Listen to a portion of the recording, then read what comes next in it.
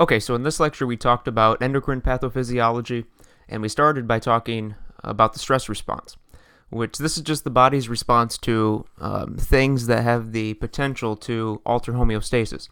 Okay, basically things that can knock us out of balance.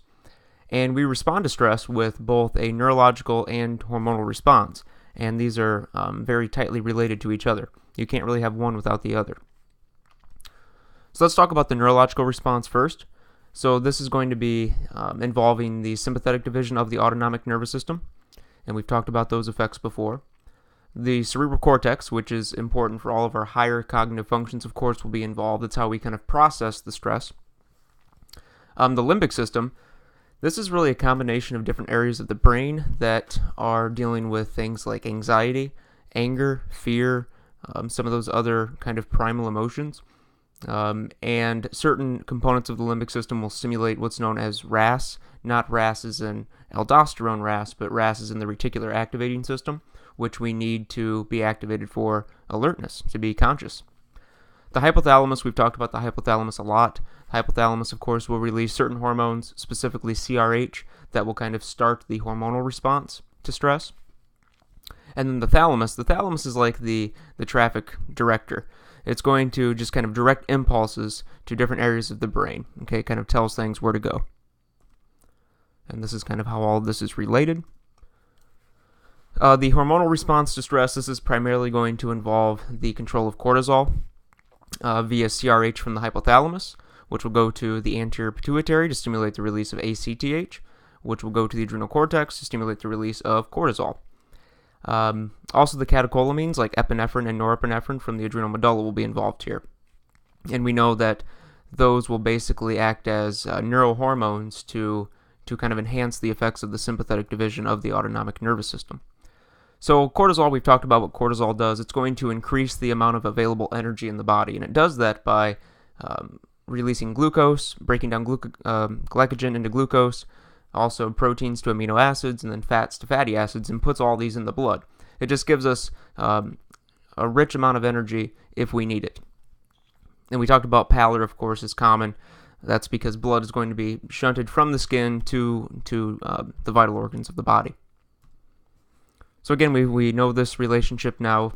CRH from the hypothalamus goes to the anterior pituitary to stimulate the release of ACTH, adrenocorticotropic hormone, which goes to the adrenal cortex and stimulates the release of cortisol. Okay, so damage to the relationship between the hypothalamus and the pituitary can be caused by almost anything. It can be caused by tumors, cancers, infection, genetic defects, strokes, the list goes on and on. A couple of terms here. Hypopituitarism, this just refers to decreased secretion of pituitary hormones. Panhypopituitarism, this refers to decreased secretion of pretty much all of the anterior pituitary hormones. And then hyperpituitarism, this is just too much secretion of the anterior pituitary hormones. And even though these terms seem kind of general, in regular day usage, they really refer to the anterior pituitary. And of course, all of this can be predicted. So if you have decreased function of the hypothalamus, thus a decrease in these hormones, you can predict the effect that will have on the secretion of these hormones. For the most part, it will cause decreased secretion of those as well. So some other mechanisms of altered hormone function. Damage to endocrine glands. This can be due to autoimmune diseases, which we'll talk about with Addison's, infection, which also occurs with things like Addison's, trauma to the glands, again, genetic defects. Also damage to cell receptors. So if you have a decreased number of receptors, which can happen in things like type 2 diabetes, decreased receptor sensitivity, which also occurs in type 2 diabetes, or blockage of receptors, or stimulation of receptors by autoantibodies, which we'll see with things like Graves' disease. And then damage to feedback mechanisms. So a lot of times, certain tumors will actually secrete hormones that just override feedback mechanism. And that occurs quite often when it comes to endocrine pathophysiology. So damage to metabolism and elimination of these hormones. So if you can't metabolize hormones, obviously when these hormones are doing their job, eventually they're going to be done doing their job, and we have to do something with them. We have to break them down, we have to metabolize them, and then we have to excrete them. So if there are any problems with the liver, where a lot of these hormones are metabolized, then this could result in too much hormone in the blood. Or if the kidney can't excrete it, this again can cause too much hormone in the blood. So just keep all of that in mind. Okay, let's start with acromegaly. So acromegaly is a disease of bones, and what happens is there's too much secretion of growth hormone, and this occurs in adults. So if there's too much growth hormone secretion in children, it actually results in pituitary gigantism, but this occurs in adults after the growth plates have closed. So what happens is there's too much growth hormone, and this causes an increase in insulin-like growth factor 1, IGF-1, and this causes hyperplasia in bones. And again, this is after the epiphyseal plates or the growth plates have closed. So you're not going to see an increase in height. You're going to see other manifestations. So these manifestations, the most important and the most obvious, are enlarged hands and feet, as well as change in facial structure. So you'll see more prominent bony structures in the face, like the brows, the nose, the jaws. All of these will be much more prominent, and it's really quite obvious. But there's other manifestations too, like edema, and then pain and numbness in extremities as these bones get larger. It can push on things like nerves. So as far as diagnosis, elevated growth hormone, elevated IGF-1, obviously the clinical manifestations, and then treatment is to remove the cause. So a lot of times it may be due to a tumor of the anterior pituitary, and so that might have to be removed by surgery or destroyed by radiation. And here's just sort of a little cartoon of some of these features. So you can see very prominent facial features, very large jaw, nose, brow ridge will be prominent, and of course enlarged hands and feet. So the next one, SIADH, Syndrome of Inappropriate Antidiuretic Hormone Secretion. This is hypersecretion of antidiuretic hormone, and this is most commonly caused by ectopic production of antidiuretic hormone from tumors, which will override feedback mechanisms. But it can also occur after surgery or as a side effect of medication. So if you know what antidiuretic hormone does, then you know what's going to happen if you have too much of it. So reabsorption of water is going to increase in the kidney, and this water will actually increase inside cells first. So you won't really see any edema, although you might expect it. And that's because the water is accumulating inside cells. As this problem continues, what will happen is this excess of water will start to dilute sodium, so it causes dilutional hyponatremia, and a lot of the manifestations will be due to the hyponatremia. So clinical manifestations, of course, decreased urine output because the body's holding on to excessive amounts of water, highly concentrated urine because, again, you're not losing that water in the urine, anorexia, exertional dyspnea because of the fluid overload, no peripheral edema at first, and then all of the manifestations you would expect with hyponatremia, okay, which can be very severe and deadly. So diagnosis based on serum hypoosmolarity. So the blood is going to be, essentially diluted because you're holding on to so much water. The urine will be highly concentrated, so urine hyperosmolarity. But you'll have normal function. It's important to rule out any problems with the adrenal glands or the thyroid gland. And treatment, of course, is just correction of the underlying cause. If it's a mild case, which can occur like after surgery or sometimes with certain medications, it can just be treated with water restriction. So this is just the concept of how all of this is related. Diabetes insipidus. This is kind of the opposite of SIADH. And this is where you either have insufficient amounts of antidiuretic hormone, also known as neurogenic DI or diabetes insipidus, or an insufficient response to antidiuretic hormone in the kidneys. That's called nephrogenic DI. And it's characterized by polyuria and polydipsia. And again, if you know what ADH does, you can kind of predict what will happen if there's not enough of it. So this can be caused by surgery, trauma, lesions in the hypothalamus, which we know that's where ADH is produced, but also kidney diseases can result in nephrogenic types of DI. Can also be inherited in an X-linked recessive type of inheritance. But the problem is, patients can't concentrate urine. Okay. So clinical manifestations: polyuria, highly dilute. Okay, it's basically water, very low specific gravity. Polydipsia, because you're losing so much water in the urine. Serum hyperosmolarity. Okay, if you're losing all that water in the urine, you're taking it out of the blood, so the blood's going to be concentrated. And of course, dehydration. So diagnosis: symptoms, specific gravity of urine, of course, is going to be low. Blood tests to see increased amounts of the certain electrolytes. And history. So if there's been a recent brain surgery or head trauma, that's a really, really important find. So treatment: age, cause, and extent of disease. Again, very general, just because there's so much variation. And then IV hydration, again, because these patients are going to be very dehydrated. Desmopressin, an antidiuretic to try to let the body keep water. And again, this is just showing how all this is related. Okay, hyperthyroidism. This is excess production of thyroid hormone. The term thyrotoxicosis refers to any condition resulting in excess thyroid hormone. The most common cause of hyperthyroidism is Graves' disease. It can also be caused by a goiter due to hyperplasia of follicular cells.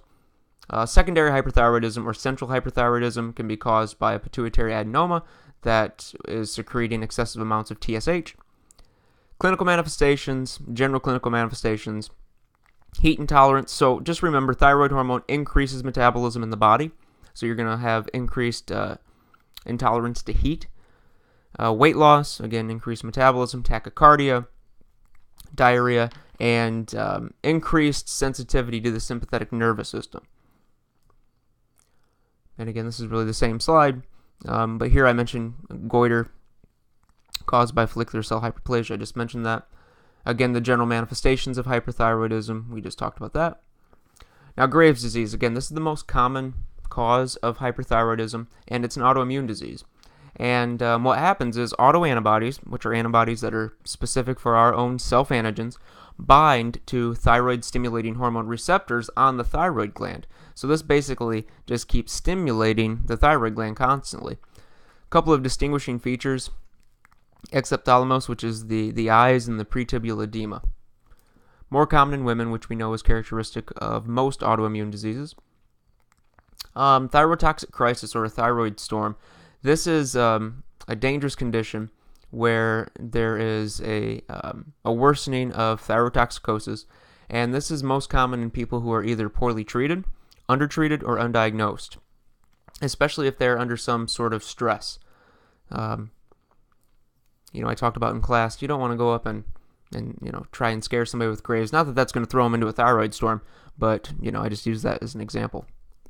And here we can see the exophthalmos, we can see the pretibial edema, and here this is the perfect little cartoon for the pathophysiology of Graves' disease. So here are the thyroid-stimulating hormone receptors on the cells, and these autoantibodies, these IgG autoantibodies, will bind to these TSH receptors and just continually stimulate the thyroid gland. So diagnosis, history, physical, of course. If the person is coming from an iodine deficient area, that's kind of an important find. And also measurement of T3, which will be elevated, of course, and TSH which will be low.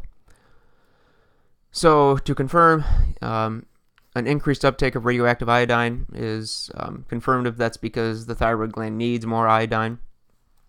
And then treatment, sometimes thyroid gland destruction. You can do that with radioactive iodine, which will kind of localize in the thyroid gland and destroy it, or surgery to remove it, or medications that will block the production of thyroid hormone.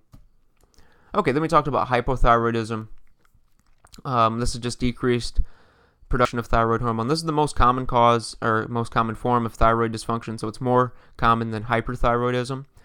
There are acquired and congenital types, and there's a number of causes. A deficiency of thyroid hormone synthesis, so you can't properly synthesize thyroid hormone.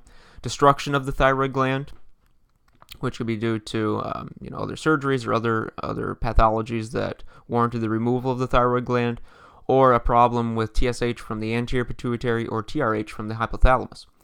So fetal hypothyroidism, this is typically due to hypothyroidism of the mother, And if the mother's not treated, the baby needs to be treated right after birth, because this can result in what's known as cretinism, which is basically this hypothyroidism causes severe not only delays, but just lack of mental development, physical development. So clinical manifestations of hypothyroidism, again, it's pretty much just the opposite of hyperthyroidism. Cold intolerance, weight gain, again, goiter. Goiter is not really specific for one or the other. You can see it in both. Low energy, and then myxedema, which is the severe hypothyroidism, and it's characterized by edema of the face, especially periorbital edema. And this is typically in people who are untreated or poorly treated. Hashimoto's thyroiditis. This is the most common cause of hyperthyroidism, and this is basically autoimmune hypothyroidism. So what happens is you have these autoantibodies and these autoreactive T cells that make their way into the thyroid and basically slowly destroy it. And again, more common in women. So diagnosis of Hashimoto's, clinical manifestations, T3, T4, they're going to be low. Antithyroid globulin antibodies, those are autoantibodies against thyroid hormone precursors. TSH is going to be elevated because it's trying to stimulate the thyroid gland, because T3, T4 is so low. And then treatment, things like Synthroid, basically synthetic thyroid hormones, and just the comparison between the two. Okay, Cushing syndrome and Cushing disease. So Cushing syndrome, this refers to clinical manifestations, a syndrome, specific signs and symptoms that are attributed to excess cortisol, regardless of the cause. Cushing disease, this is a little more specific. This is going to refer to too much ACTH from the anterior pituitary, which can, of course, cause Cushing syndrome. So Cushing syndrome can be caused by excess corticosteroid use, very common. Out of this list, pituitary adenomas, okay, maybe too much secretion of ACTH, which can cause Cushing disease and Cushing syndrome. Disease of the adrenal cortex, okay, with the abnormal production of cortisol. Hypothalamic dysfunction, CRH, is maybe being hypersecreted, or other tumors that are ectopically secreting ACTH. So a lot of possibilities. This is mostly associated with excess synthetic steroids, though. Clinical manifestations, truncal weight gain, so weight gain around the midsection. Moon face and buffalo hump is kind of the major buzzwords for Cushing's. Weakness, thinning hair, hirsutism, which is this male pattern hair growth in females, and a whole list of other things. So here we can see a patient seeming to be normal, and then 4 months later, the very definite manifestations of Cushing's. So diagnosis, 24-hour urinalysis, which will show increased levels of cortisol, but there can be false positives in certain populations, so that's something to keep in mind. And then the treatment is just remove the cause, whether that's readjusting a dose of a steroid, or if it's a tumor, that needs to be removed. So it just depends on the cause. Okay, then we talked about Addison's disease, also known as primary adrenal insufficiency. And this is a generalized hypofunction of the adrenal cortex. So you're going to have hyposecretion of aldosterone, of cortisol, as well as some of the sex hormones. Most commonly caused by autoimmune destruction of the adrenal glands, but it's also associated with chronic infections like tuberculosis. Clinical manifestations, fatigue, hyperpigmentation. So you get this bronzing of the skin, and this is really due to the fact that melanocyte stimulating hormone, which stimulates melanocytes, has the same precursor as some of these adrenal cortex hormones. Anorexia, nausea, diarrhea, hypotension.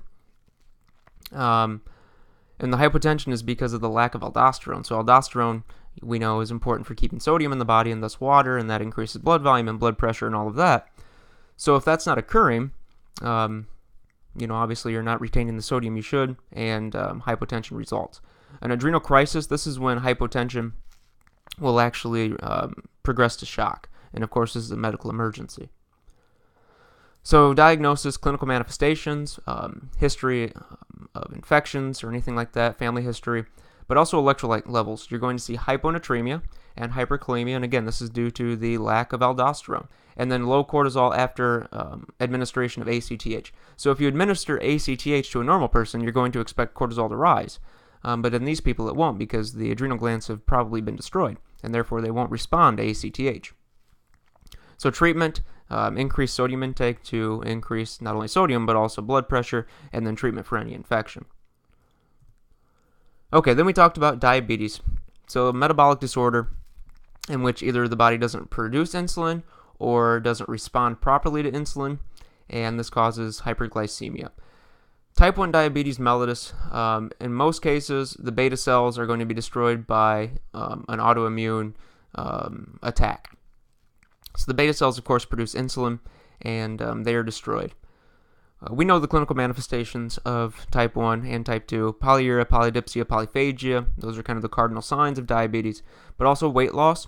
And again, this is because the cells are in a starvation state. They can't access the sugar that's in the blood. Therefore, you start to break down fat because you don't need insulin to use fat for energy. Prolonged wound healing, as we all know, paresthesias as things like diabetic neuropathy sets in. So here we can see this little cross section in the pancreas. These are the cells that produce the digestive enzymes and things like that. And here we have our alpha cells, which produce glucagon, beta cells, which produce insulin, and delta cells, which produce somatostatin. This whole thing is called an islet of Langerhans, or a pancreatic islet. So, of course, these diseases are complex. There's definitely a genetic predisposition, but also environmental factors like viral infections and things like that. So type 2 diabetes mellitus, most commonly caused by insulin resistance. So the cells, insulin goes to knock on the door at the cell, but the nobody's answering. Okay, but you can also have an abnormal secretion of insulin or too much gluconeogenesis in the liver for various, there's a lot of reasons for that, but most commonly due to insulin resistance. So again, the cause, combination of genetic and environmental factors. Obesity is a huge risk factor. Of course, age as you get older, hypertension, physical inactivity, and of course a family history. Clinical manifestations very similar to type 1, polyuria, polydipsia, polyphagia, fatigue, paresthesias, all of that stuff as the disease advances. So this is just showing all of the causes and the consequences of chronic hyperglycemia.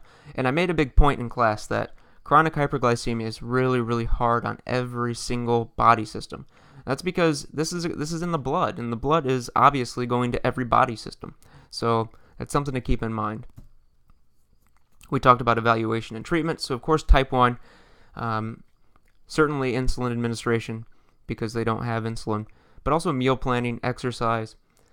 It's good for these patients to get into a habit of eating well and not get into the mindset of, okay, if I eat this, I just have to take more insulin. That's really not a good way to go about it.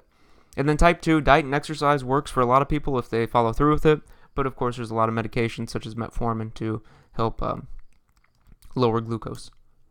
So acute complications of diabetes, hypoglycemia, which is insulin shock. We know the manifestations of this. Diabetic ketoacidosis, which you see most often in type 1 diabetics. What happens is when there's no insulin, you can't use that glucose that's in the blood, and therefore the body breaks down lipids, fat, for energy. The problem is the byproducts of that metabolism are ketoacids, ketones. And those are acidic, so this is going to drop the pH of the blood. So symptoms include hyperventilation. These are the respirations to try to blow off CO2. The body's trying to compensate. Dizziness, ketonuria, so you're going to have ketones in the urine, nausea, thirst, all of that stuff. And then finally, hyperosmolar hyperglycemic non-ketotic syndrome, HHNS. You see most often in type 2, but it can happen in type 1. This is when people have very, very high glucose. But pH is normal, so pH will still be above 7.3, and then serum glucose is usually over 600, and this can be a problem. And then the chronic complications of diabetes. Again, we know that it's a very hard disease on the body. Microvascular disease. These are diseases that damage the capillaries or occur due to damage of the capillaries. Diabetic retinopathy, leading cause of blindness in the United States. Diabetic nephropathy, most common cause of chronic renal disease. and diabetic neuropathy, most common cause of neuropathy. And then macrovascular disease, this is damage to larger blood vessels. So diabetes, again, this is, the focus of this is in the blood. So you're going to see a lot of pathologies of blood vessels, like cardiovascular disease, stroke, PVD, and then of course infection. Okay, and then this just kind of sums up the difference between all of them. So as always, if you have any questions, please let me know.